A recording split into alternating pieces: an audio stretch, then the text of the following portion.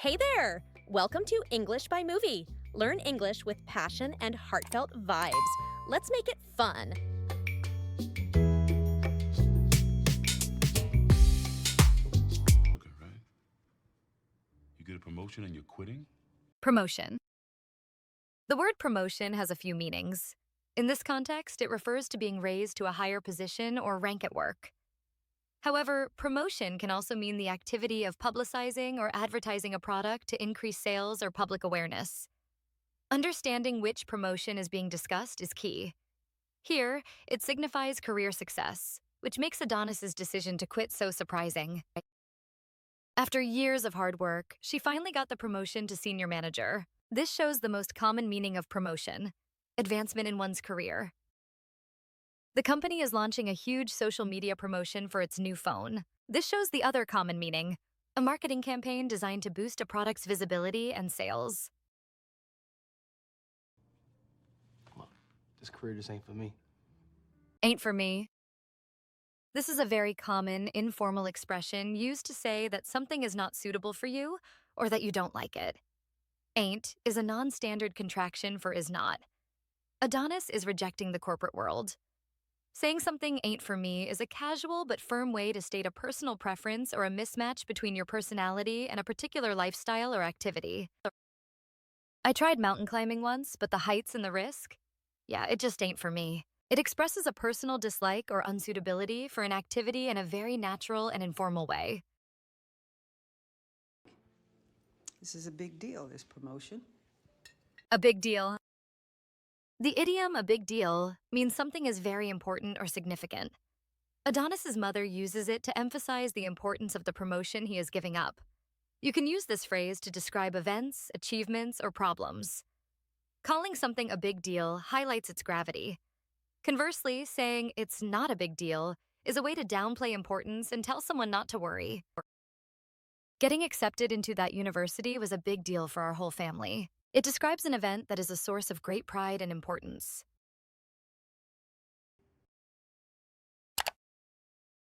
He's great. He's a perfect fighter. Ain't nobody ever better. So how'd you beat him? Perfect fighter.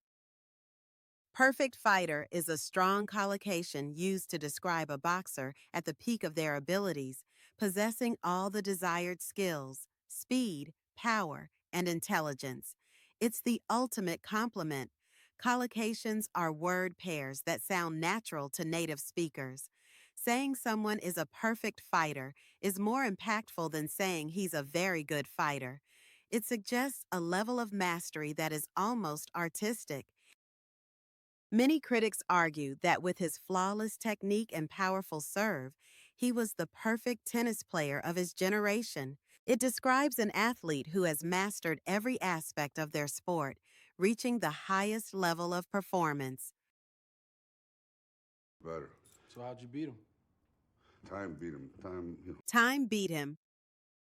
This is a beautiful and profound use of personification. Rocky isn't saying he was a better fighter. He gives credit to an unbeatable abstract force, time. He personifies time as an opponent that eventually defeats everyone. This is a humble and wise way of saying that Apollo didn't lose to a man. He lost to the natural process of aging, which affects all athletes. It's a very C2 level thought. The old champion was still skilled, but in the final rounds, you could see that time was catching up to him. This expresses the idea that an athlete is losing their physical abilities due to age. It's a poetic way to talk about the limits of a career. Time beat him. Time, takes everybody out. It's undefeated. Anyway. Takes everybody out. The phrasal verb to take someone out can have several meanings. It can mean to go on a date, to kill someone, or, in this context, to defeat them. Rocky is using it as a synonym for beat or defeat. He follows up his personification of time by saying it takes everybody out and is undefeated, reinforcing the idea that age is the one opponent no one can ever conquer. This is a very philosophical take on competition in life. The illness was aggressive, and it eventually takes everybody out who gets it. This shows a more somber use of the phrase, where takes out means to cause death, highlighting the verb's versatility. I don't go by that. I'm trying to make it on my own. Name's John. Make it on my own. This is a very common and important idiom. To make it on your own means to become successful through your own efforts, without help from others, especially family. Adonis doesn't want to use his famous father's name because he feels it would devalue his accomplishments. He wants to prove that his success is earned, not inherited. This is a core theme in many stories about ambition and identity. She moved to a new city with only $100, determined to make it on her own without her family's connections. It describes a strong desire for independence and to achieve success based purely on one's own merit and hard work. Ain't nobody around here knows me. We can fly under the radar. Fly under the radar.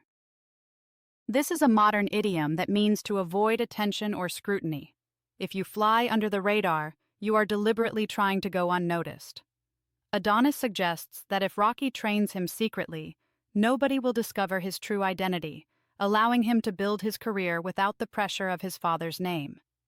It's a great phrase for describing any kind of stealthy or low-profile activity.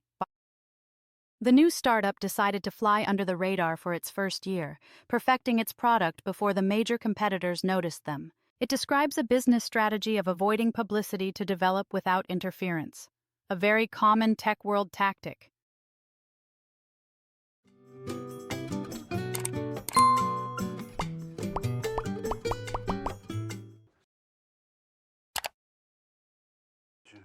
Yeah? That's your toughest opponent. Every time. Toughest opponent. This is a powerful metaphor. Rocky is telling Adonis that the person he sees in the mirror, himself, is his greatest challenge. Your toughest opponent isn't the person across the ring. It's your own self-doubt, fear, and internal limitations. This is a profound piece of wisdom applicable to any field, not just boxing. Overcoming your own mental barriers is the key to true success. She realized that to finish the marathon, her toughest opponent wasn't the other runners, but the voice in her head telling her to quit. It powerfully illustrates the concept of internal struggle, where the main battle is against one's own psychology, not external forces. It's your toughest opponent. Every time you get into the ring, that's who you're going against. Going against? The phrase going against someone means to compete or contend with them. It's a very common way to talk about opposition in sports, debates, or any conflict. Rocky uses it to frame the fight as a personal battle. You are going against yourself. It has a slightly more confrontational feel than simply competing with, highlighting the direct nature of the challenge. In the final round of the chess tournament, she was going against the world champion. It describes a direct competition with a formidable adversary, emphasizing the challenge ahead. I'm back at me. That's right. So either you block it, slip it, or get out of the way. So. Slip it. In boxing slang, to slip a punch is a specific defensive move. It doesn't mean to fall down. It means to move your head just enough so that an incoming punch slips past you without making contact. It's a highly skilled maneuver that requires perfect timing. Rocky using this specific term shows his expertise and is a great example of specialized vocabulary within a sport or profession. The boxer was so quick on his feet, he could slip 5 jabs in a row and then counter with his own. It showcases the term in its technical boxing context, referring to a quick and skillful defensive head movement.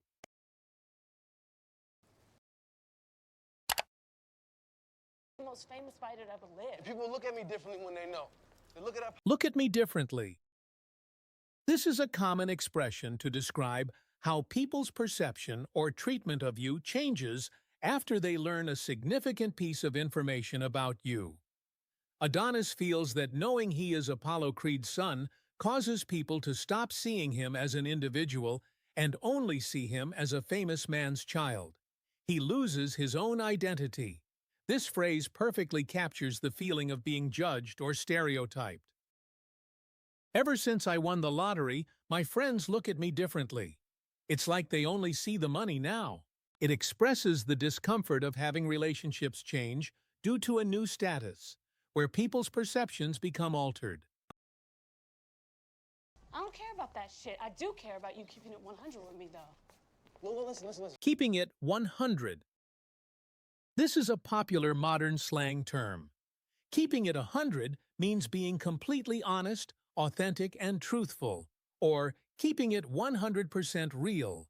Bianca is telling Adonis that while she doesn't care about his fame, she absolutely requires total honesty from him. It's a demand for authenticity in their relationship. This is fantastic slang to know for modern casual conversation. I'm not going to lie to make you feel better. I'm your friend, so I'm keeping it 100. That was not your best performance. It shows the phrase being used to signify a commitment to telling the truth, even if it's difficult, as a sign of true friendship. 100% honesty from here on out. From here on out. The idiom "from here on out" means from this moment forward, or starting now and continuing into the future. Adonis uses it to make a solemn promise to Bianca. He is vowing that there will be no more secrets between them. It's a way to draw a line in the sand, marking the end of past behavior and the beginning of a new way of acting. It adds a sense of finality and commitment to a promise. The coach told the team, "The practice games are over. From here on out, every single match counts." It signals a shift into a more serious and consequential phase. The past is done, and the future starts now with new rules.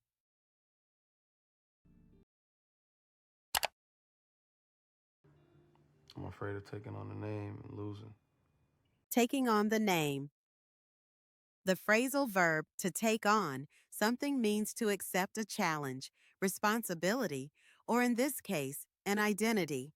Adonis isn't just changing his name, he's taking on the immense weight of his father's legacy.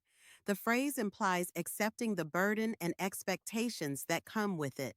His fear is that he won't be able to live up to those expectations, which is a very powerful and relatable fear. She was hesitant to take on the role of CEO, knowing the immense pressure and responsibility it involved. It describes the act of accepting a major challenge or responsibility, highlighting the weight of the decision. Call me a fraud. Fake creed. What'd you think about? Fake creed. This is the core of Adonis's fear. Fake here doesn't just mean not genuine. It means he feels he would be seen as an imposter, someone undeserving of the legendary name Creed. A fraud is a person who pretends to be something they are not to deceive others.